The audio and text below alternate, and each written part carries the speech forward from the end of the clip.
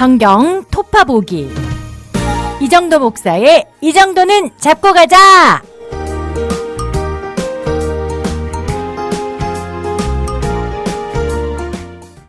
안녕하십니까, 이정도입니다. 신명기 오늘 5장부터 읽을 차례입니다. 오늘 5장부터 7장까지 3장 함께 읽을 텐데요. 신명기 앞에서 보시면 1장부터 3장까지는 민수기에서 있었던 스토리를 쭉 이어왔고요. 그리고 신명기 4장에서부터 이제 본격적으로 명령이 나왔죠. 4장은 이제 앞으로 줄 명령들을 잘 지키라는 명령이었고, 5장에서부터 이제 본격적인 명령들이 있는데요. 하나님의 명령 중에 제일 이제 처음 나오는 것은 앞에서도 그랬죠. 제일 처음에 출애굽기 20장에서 주실 때도 십계명, 그리고 오늘 신명기 5장에도 십계명이 나옵니다. 5장 2절에 우리 하나님 여호와께서 호렙산에서 우리와 언약을 세우셨냐니, 이 호렙산은 앞에서 나온 시내산과 같은 산이다 그냥 생각하시면 되고요. 거기서 주신 그 십계명인데요. 그런데 재미있는 표현이 나옵니다. 이 십계명 언약에 대해서. 십계명은 일단 약속이죠. 명령이 아니라, 이 명령과 약속의 차이는, 명령은 그냥 뭘 시키면 명령인데, 십계명은 명령인 동시에 이것을 지킬 때에 너희가 내 백성이 될 것이다 라는 약속인 거죠. 그런데 이 언약에 대해서 이렇게 말씀하십니다. 5장 3절. 이 언약은 여호와께서 우리 열조와 세우신 것이 아니요 오늘날 여기 살아있는 우리 곧 우리와 세우신 것이라. 여기서 우리를 2번이나 강조해요. 우리 곧 우리와 세우신 것이라, 이렇게요. 자, 이 무슨 말씀입니까? 십계명, 사실 이 지금 신명기의 입장에서 본다면, 신명기의 시간대에서 본다면 한 40년 전에 시내산에서 세워진 거거든요. 40년 전에 여기 지금 신명기 시점에서는 광야 2세대들이 살아있는데, 시내산에서 40년 전에 하나님과 언약을 맺을 때에는 광야 1세대, 부모님 세대들이 살아있을 때입니다. 예를 들어서 지금 여기 이제 신명기 요 시점에서는 남자들 같은 경우는 40년 전에 20세 이상이었던 사람은 다 죽었으니까 지금 50대, 40대 이런 사람들이 지금 있는 거거든요. 40, 50대 분들이 생각할 때 40년 전이면 지금부터 1980년입니다. 1980년에 부모님이 어디서 계약을 했단 말이죠. 계약서를 뭘 쓴 거죠, 부모님이. 그리고 거기다 사인도 부모님이 사인을 했던 겁니다. 그러면 여러분, 이 계약서 나한테 지금 나도 이 계약 당사자인가? 이런 생각하기가 쉽지 않죠. 사실 부모님들이 계약했던 것이다라고 생각하겠죠. 그런데 모세는 지금 이건 너희 부모님들이, 실제로는 사실 부모님 세대가 거기서 이제 우리가 하겠습니다, 우리가 다 지켜 준행하겠나이다 이렇게 서약했던 거지만, 이건 너희 부모들에게 준 약속이 아니다. 우리 곧 우리와 하신 약속이다. 이 말은 뭐냐면요, 이게 또 광야 2세대와만 하신 약속이라는 말이 아니라 모든 사람들이 지금 곧 나와 하나님이 주신 약속이다라는 생각을 가져야 합니다. 우리가 성경을 읽을 때는요, 성경에서 물론 우리가 성경을 해석할 때는 1차적으로 그 시대에 주신 말씀이다라는 걸 생각하고 성경을 해석해야 되지만, 그냥 그 내용을 해석하고 의미를 파악하는 것으로 끝나면 아무 의미가 없죠. 성경을 읽는 게. 성경은 지금 나에게 주신 말씀이라는 것을 기억해야 합니다. 그래서 우리가 어떤 의미를 해석했다면 그것이 그럼 지금 나에겐 하나님이 무슨 말씀을 하시는 것일까? 이것까지 읽어낼 때 우리가 성경을 읽었다라고 할 수 있는 거죠. 그래서 이 신명기 율법의 특징 중에 하나는요, 신명기에서 앞에 레위기에 있는 걸 그대로 반복하는 것인가, 혹은 출애굽기, 레위기, 민수기에 있는 것들, 율법이 사실 레위기에만 있는 게 아니라 출애굽기 뒷부분에도 있고 또 민수기에도 곳곳에 율법이 있는데요. 이 율법들을 그대로 반복하는 게 아니라 신명기 율법만의 특징이 좀 있습니다. 그 중에 하나가 앞서 말씀드렸는데, 앞에서 이제 민수기나 이런 것은 3인칭으로 되어 있어서 약간 객관적으로 서술돼 있다면, 신명기는 모세의 1인칭으로 되어 있는 부분이 많아서 모세 1인칭 혹은 하나님의 1인칭. 그래서 이 굉장히 모세의 감정이 느껴지고, 그러면 모세가 이 신명기의 말씀을 정말 열정적으로 선포하고 있다라고 생각하고 읽으면, 이 모세가 막 열정적으로 사람들을 앞에 놓고 선포하는 모습대로 읽을 때 이 신명기가 더 굉장히 리얼하게 다가오게 되죠. 뿐 아니라 신명기는 지금 우리에게 주시는 말씀이라는 걸 굉장히 강조합니다. 지금 우리가 아까 읽은 것처럼 이 말씀은 지금 우리에게 주신 말씀이다 라는 걸 굉장히 강조하면서 이 신명기 율법이 선포가 되는 거죠. 자, 그렇게 이제 십계명이 선포되는데요. 7절부터 보시면 나 외에 다른 신을 내게 두지 말라. 뭐 8절에 우상을 만들지 말라. 11절에 여호와 이름을 망령되이 일컫지 말라. 12절에 안식일을 지켜 거룩하게 하라. 쭉 이제 십계명이 나옵니다. 그런데 이제 신명기 율법이 또 하나의 특징이 있다면 앞에서 이제 이미 나왔던 율법을 반복하는 것 같지만 부연 설명이라고 할까요? 혹은 재해석이라고 할까요? 이런 것들이 좀 더 붙게 됩니다. 앞에서도 이 안식일 율법은 있었어요. 똑같이 있었습니다. 그런데요, 출애굽기 20장에 없는 부분이 신명기 5장에 지금 추가된 부분이 있어요. 잘 보시면 예를 들어서 안식일 율법에 5장 14절 안식일 율법에 일곱째 날은 내 하나님 여호와의 안식일인즉 너나 내 아들이나 내 딸이나 내 남종이나 내 여종이나 내 소나 내 나귀나 내 모든 가축이나 내 문 안에 유하는 객이라도 아무 일도 하지 못하게 하고, 여기까지는 앞에 나온 내용이에요. 앞에 나온 내용인데 이 뒷부분 다시 한번 좀 더 확장하고 반복됩니다. 내 남종이나 내 여종에게 너같이 안식하게 할지니라. 너는 기억하라. 네가 애굽 땅에서 종이 되었더니 내 하나님 여호와가 강한 손과 펴신 팔로 거기서 너를 인도내었나니. 자, 보시면요. 지금 남종이나 여종을 쉬게 해야라는 부분이 한 번 더 강조되면서 왜 남종이나 여종을 쉬게 해야 되는가? 너도 역시 애굽에서 종이었는데 하나님이 너를 구해내어서 안식하게 하셨으니까 너도 네가 데리고 있는 종들에게 쉼을 주어야 한다. 이런 말씀을 하시는 거죠.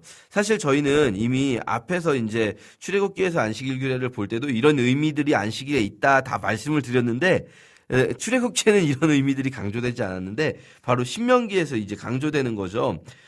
왜 안식일 규례가 있는가? 그냥 나만 쉬는 것이 아니라, 나만 쉬는 것이면 사실 주인이야 그냥 쉬고 싶을 때 알아서 쉬면 되겠죠. 그런데 노예들이 있지 않습니까? 노예들은요, 안식일 규례가 없었으면 쉬는 날이 없이, 당연히 이제 노예들이니까 무슨 쉬는 날이 있습니까? 노예에게 당연히 매일 일을 했을 텐데 안식일 규례를 통해서 노예들까지 또 짐승들까지도 쉬게 하는 거죠. 노예가 쉬면 어떻게 합니까? 밥은 어떻게 짓고, 노예가 쉬면 일은 누가 합니까? 그래도 노예를 쉬게 해야 되는 거죠. 왜요? 우리도 애굽에서 노예였었을 때 하나님이 구해주셨다. 그 하나님이 우리에게 이 안식일을 명하셨기 때문이다라는 겁니다. 이런 식으로 이 십계명이 부연 설명 혹은 재해석이 들어가는 것이 신명기 율법의 특징이다. 그 십계명뿐 아니라 율법들에 대해서 이런 부연 설명이 있습니다. 이렇게 5장은 십계명을 주시고요. 또 십계명 받았을 때 있었던 일들도 다시 한번 회고됩니다. 백성들이 이제 하나님과 우리가 직접 대면할 수가 없다. 하나님과 대면하면 우린 죽을지도 모르니까 우린 감히 그러지 못하겠고, 모세 당신이 하나님께 말씀을 듣고 우리에게 알려달라 이랬더니 하나님께서 들으시고 그들의 말이 옳다. 다만 그들이 그 마음을 앞으로도 항상 가지고 있어야 한다. 이런 말씀하시는 것들 이렇게 십계명 장면에 5장에 나오고요. 6장에서는 이제 이 명령을 계속해서 주시고 계시는데, 이 명령 또 규례와 법도, 그러니까 율법만 있는 게 아니라 이런 명령을 잘 지켜라 이런 것들은 또 명령이지 않습니까? 이 명령과 규례와 법도를 어떻게 우리뿐 아니라 우리 후손들에게까지 지켜나가게 할 것인가, 거기에 대한 명령입니다. 너희 후손들도 지키게 해라라는 명령이죠. 6장 2절에 보시면 곧 너와 내 아들과 내 손자들이 평생에 내 하나님 여호와를 경외하며 내가 너희에게 명한 그 모든 규례와 명령을 지키게 하기 위한 것이며 또 내 나를 장구하게 하기 위한 것이라. 이렇게 말씀하시면서 신명기 6장은요 정말 아주 중요하고 아주 유명한 쉐마 이스라엘이라는 구절이 나옵니다. 쉐마 하면 들으라 이런 뜻이거든요. 들으라 이스라엘아. 이것이 우리는 사실 신명기 6장을 그렇게 중요하게 생각하지 않지만 유대인들은요 가장 중요한 구절, 율법의 가장 중요한 구절을 이 신명기 6장으로 봅니다. 쉐마 이스라엘. 뭘까요? 율법의 가장 중요한 구절. 여러분, 우리는 알고 있습니다. 율법의 가장 중요한 구절. 왜냐하면 예수님께서 말씀하셨거든요. 첫째, 하나님을 사랑하고, 둘째, 이웃을 사랑하라. 그렇죠? 예, 바로 그 하나님 사랑하라. 내 마음을 다하고 뜻을 다하고 힘을 다하여 내 하나님 여호와를 사랑하라. 이것이 바로 쉐마 이스라엘 구절이죠. 신명기 6장 5절에 나오는 말씀입니다. 6장 4절부터 보면 이스라엘아 들으라. 우리 하나님 여호와는 오직 유일한 여호와시니 너는 마음을 다하고 뜻을 다하고 힘을 다하여 내 하나님 여호와를 사랑하라. 이게 구약 전체에서 가장 중요한 두 구절 중에 하나죠. 또 한 구절은 레위기 19장 18절에 나오는 이웃을 내 몸같이 사랑하라. 이 레위기 19장 18절 이웃을 내 몸같이 사랑하라. 레위기 19장 전체는요. 하나님을 사랑하고 하나님을 경외하는 그 거룩한 삶이 이웃을 사랑하는 것으로 표현된다. 밭 모퉁이는 거두지 말고 추수하다가 흘린 것은 줍지 않고 이것들은 가난한 이들과 나그네이들을 위해서 남겨두어라. 이런 것들이 이제 레위기 19장이었는데요. 신명기 6장은 그것들의 전제가 되는 거죠. 이웃 사랑의 전제 무엇이겠습니까? 하나님 사랑. 하나님 사랑은 이웃 사랑의 전제가 되고요. 이웃 사랑은 하나님 사랑을 실천하는 것이 바로 이웃 사랑이 되는 거죠. 어쨌든 이 신명기 6장의 이 쉐마 구절 정말 중요한데요.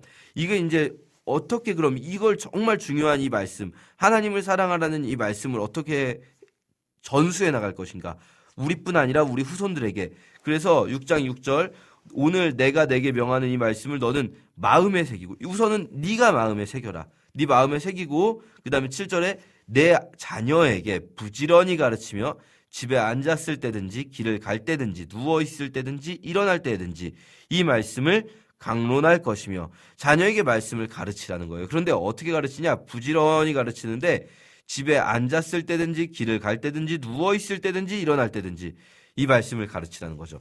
이 부분은 진짜로 집에 앉아서 가르치고 길을 가면서 가르치고 누워서 가르치고 일어나면서 가르치라는 말씀이 아니라 이 말씀은 그렇게 해석하기보다는 언제나 항상 삶 전체를 통해서라고 이해해야 되는 거죠.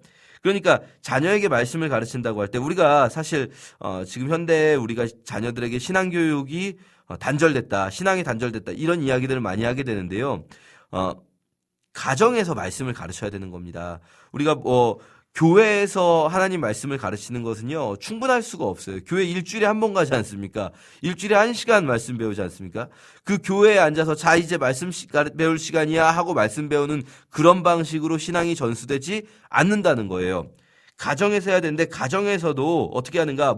가정에서 가정 예배 큐티 다 좋습니다. 그런데 그것만으로는 충분하지 않아요. 그냥 시간 정해놓고 자 이제 가정 예배 시간이야. 자 이제 큐티 시간이야. 자 이제부터 말씀 볼까 해서 시간 정해놓고 공부하는 게 아니라 그냥 앉아 있으나 누워 있으나 길을 가면서나 언제든지 우리가 어떤 상황 속에서든지 하나님 말씀을 계속해서 자연스럽게 가르쳐야 된다는 거죠. 그냥 이거는 가르치려고 가르친다는 느낌보다 자연스럽게 삶 전체를 통해 흘러나오게 되는 거죠.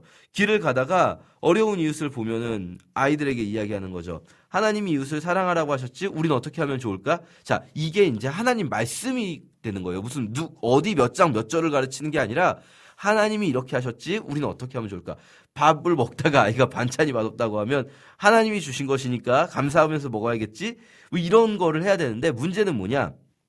이게요, 아이들이 어렸을 때 해야 돼요. 아이들이 어렸을 때는 이거 다 받아들입니다. 저희 아기들이, 저도 지금 아이들을 키우지만 아이들 5살 쌍둥이인데, 5살 애들 이렇게 하면요, 애들은 막 그거 가지고 반박하지 않아요. 불만도 없어요. 재밌어 해요. 그러면서 이제는 막 5살인데 애들이 더 잘합니다. 애들이 막 하나님이 주신 거야 막 이래요. 그런데 애기 때는 안 해요. 이런 이야기를 안 해요. 왜냐면 애들이 뭘 알아 이러면서 애들이 애기 때는 안 하다가 오히려 청소년이 돼서 말이 통한다고 그때 가서 하려고 하면요, 안 됩니다. 청소년 아이들은 이미 아이들 머릿속에 세상이 주입한 이 무신론적 세계관이 들어있어요, 이미. 근데 거기다 대고 부모님이 청소년기에 와서 이제야 자꾸 하나님 얘기를 하잖아요. 아이들은 스트레스 받아요. 왜냐면 자기가 가지고 있는 세계관하고 충돌되기 때문이에요. 아이들의 세계관이 형성되기 전에 이걸 해야지, 이미 청소년 자란 아이들한테 이 이야기를 막 하나님 이야기를 자꾸 하면 애들은 하나님 이야기 좀 그만해 하는 생각을 하게 됩니다. 왜냐면 자기가 생각할 때는 그냥 쌀은 돈 주고 사온 건데 왜 하나님이 만들었다고 하나, 농부 아저씨가 만든 건데, 이렇게 생각이, 이게 굳이 의식적으로 생각하지 않아도 무의식적으로 이미 그런 세계관이 있기 때문에 어머니가 그런 말하거나 아버지가 그런 말하는 게 아이들 입장에서는 답답하고 자꾸 말하면 잔소리가 되는 거죠. 그래서 청소년이 된 다음에 만약에 어릴 때 이미 못해서 아이들이 이미 그런 세계관을 가지고 있다. 세상적인 세계관을 가지고 있다. 청소년이 된 다음에 어떻게 해야 되는가? 그때는요, 아이들에게 이건 사실 정답은 없는데, 이게 사실 정답은 없습니다. 근데 우리가 상황마다 또 아이들마다 부모님과의 관계마다 다르겠지만 일단은 시작해야 될 건 뭐냐면요. 부모와 자녀의 대화가 먼저 다시 시작돼야 돼요. 부모와 자녀의 대화가 자연스럽게 시작돼야 돼요. 이 대화라는 말은 뭐냐면 부모님들은 오해하시는 게 있어요. 나는 자녀들하고 얘기 많이 하는데 그런데 얘기가 일방적이라면 그건 대화가 아니죠. 그러니까 일방적으로 공부해라, 이거 해라, 저거 해라, 그리고 부모님 하고 싶은 얘기만 하는 건 잔소리입니다. 대화가 아니라. 그러다가 신앙 이야기를 하면요. 애들은요. 이 신앙 이야기도 결국 그 잔소리의 연장선이 돼버리는 거죠. 하나님 이야기를 하는 게 애들이 듣기에는 어떻게 들리냐면 다른 잔소리의 연장선에서 이건 하나님이 하신 거야 이러면 너는 왜 그걸 못 믿니? 너는 왜 이렇게 신앙이 안 좋니?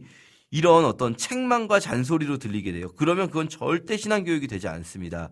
실제로 부모님 마음이 아이를 책망하고 싶은 게 아닐 수 있잖아요. 그래도 아이들은 그것을 잔소리와 책망으로 듣는 거죠. 너는 왜 이게 하나님이 하신 건데 넌 왜 모르냐? 이렇게 들릴 수 있는 거죠. 그러니까 먼저 청소년 자녀와는 내가 생각하고 싶은, 내가 아이들에게 주입하고 싶은 걸 내려놓고 대화를 하면서 아이들의 이야기를 들으시고요. 그러면서 자연스럽게 조금씩 신앙에 대한 질문 같은 것들 아이들이 꺼낼 수 있는 환경을 만들어주는 게 중요합니다. 어쨌든 지금 우리 너무 이렇게 딴 이야기로 나가긴 했지만 이 6장, 신명기 6장은요. 신앙교육이 가정에서 이루어져야 된다는 겁니다.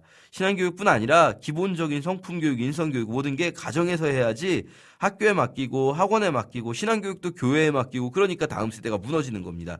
가정에서 앉아서 일어나서 누워서 걸으면서 강론하고 또 8절에 그것을 내 손목에 매어 기호를 삼으며 내 미간에 붙여 표를 삼고 내 집 문설주와 바깥문에 기록할지라. 이걸요 유대인들은 문자적으로 지켜서 지금도 테필린이라고 해서 손목에다가 이제 말씀을 쓴 띠를 막 매기도 하고요. 또 집 앞에 매주자라고 해서 말씀이 들어있는 요 신명기 6장 말씀입니다. 거기 있는 말씀이 신명기 6장 말씀이 있는 작은 통 같은 걸 붙여놓거든요. 이런 게 중요한 게 아니라 이 손목, 미간, 문설주 이게 실제로 그 위치가 중요한 게 아니라 어디든지 눈에 보이는 곳에 이 말씀 하나님을 사랑하라 이 말씀이 보이도록 해놓으라는 거죠. 제일 좋은 거 현대적으로 적용한다면 제일 좋은 거는요. 부모님이 집에서 성경 읽는 모습을 자주 보여주고 본인도 읽고 자녀들도 이 어렸을 때부터 말씀을 같이 읽게 해주는 그러면서 꼭 가르치지 않아도 됩니다. 그냥 궁금하면 같이 대화하고 부모님이 모를 수도 있고 모르면 또 부모님이 또 찾아보겠다 얘기해주고 그렇게 6장의 말씀이 있는 거죠. 자녀들에게 나중에 자녀들이 물어본다면 후일에 내 아들이 내게 묻기를 이것들이 무슨 뜻입니까 하면 이렇게 대답하라는 거죠. 24절에 우리를 오늘과 같이 잘 살게 하기 위해서 항상 우리가 복을 누리게 하기 위해서 주님께서 주신 명령이다. 이 명령을 지키는 것이 우리의 의로움이다 라고 말하라는 거죠. 7장에서는 이제 가나안 정복의 명령입니다. 가나안 들어가면 그냥 그곳에 적당히 자리 잡고 거기 있는 사람들하고 같이 살 생각하지 말고 가나안 7족속을 다 몰아내야 된다. 그들의 악한 풍습이 너희에게 들어올 거니까 너희가 꼭 그들을 몰아내라. 이런 말씀 주시는 명령 7장입니다. 여기까지 함께 읽겠습니다. 감사합니다.